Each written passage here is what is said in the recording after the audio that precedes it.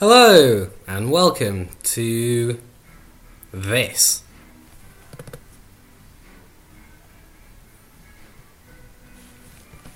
Democratic deficit.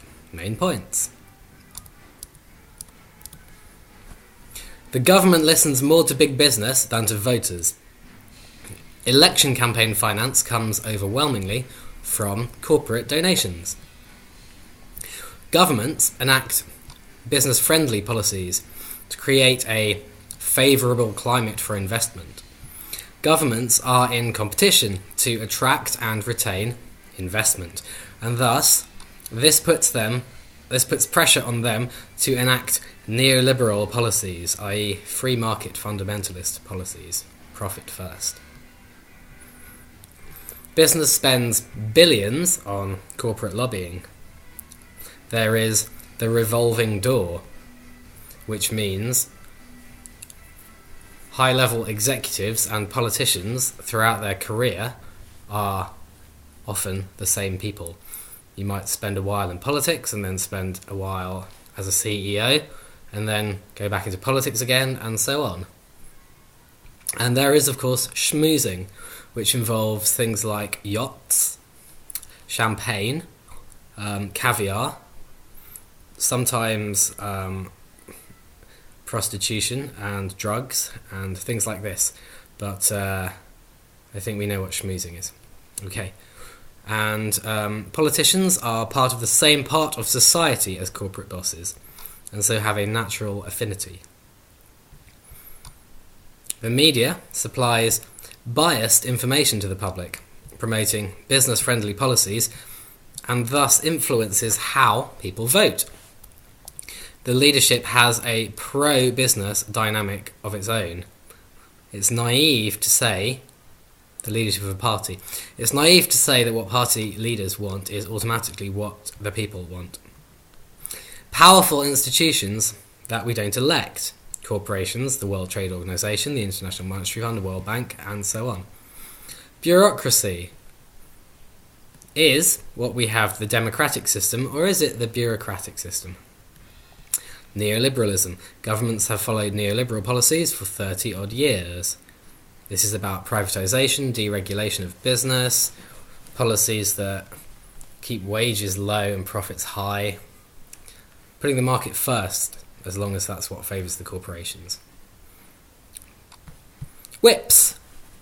Inherently undemocratic. How can you possibly justify whips?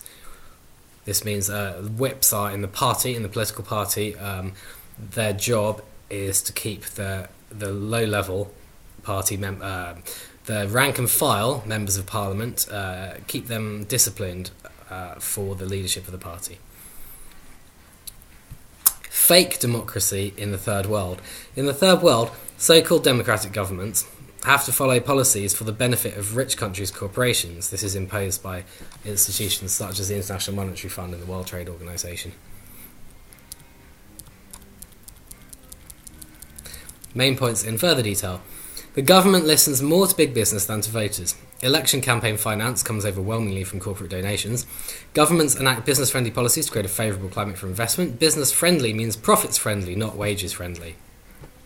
Business interests means the boss's interests, not the workers' interests. There is some overlap between bosses and workers' interests. A business needs to be healthy to keep people in work, for example.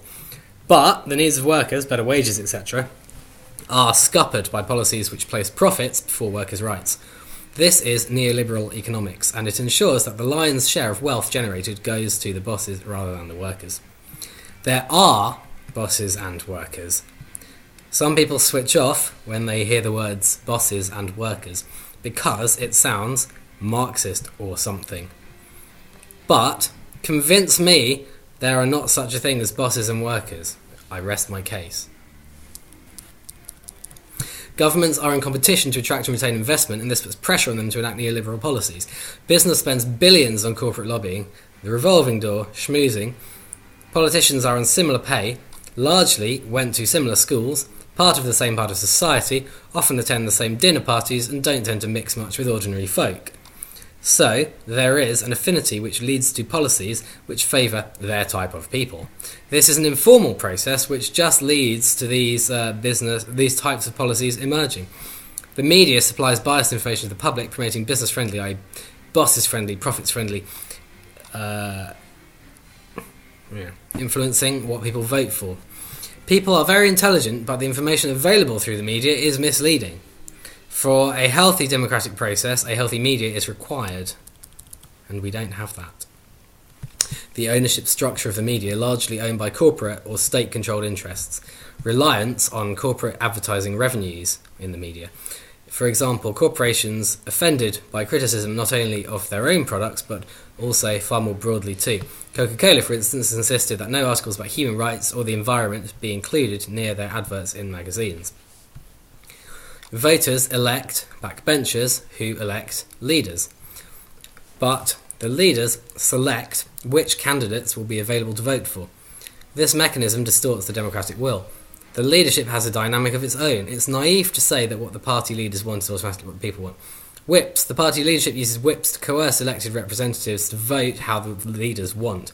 The leader's agenda is far closer to what corporate bosses want than what the people of the country want. Why?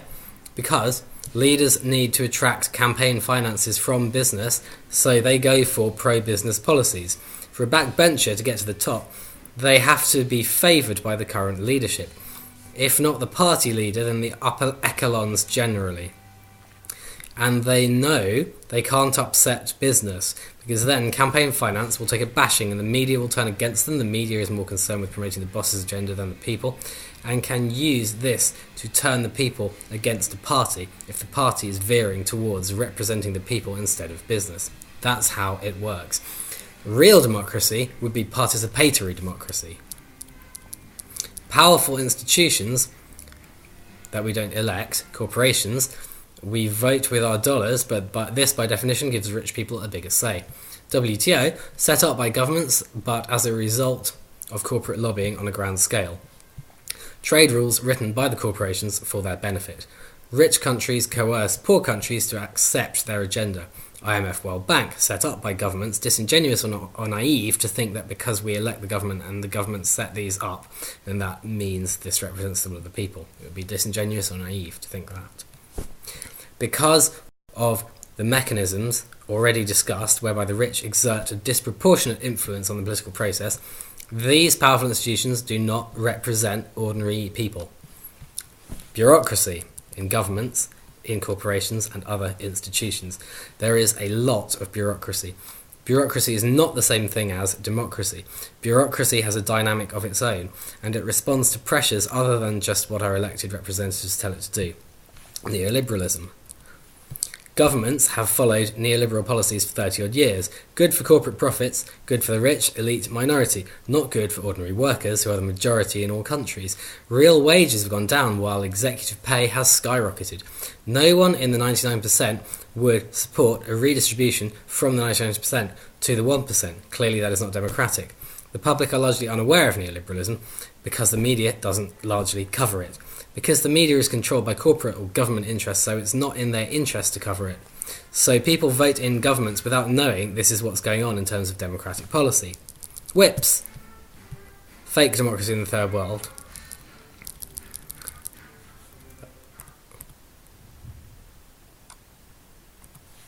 Okay, that's that.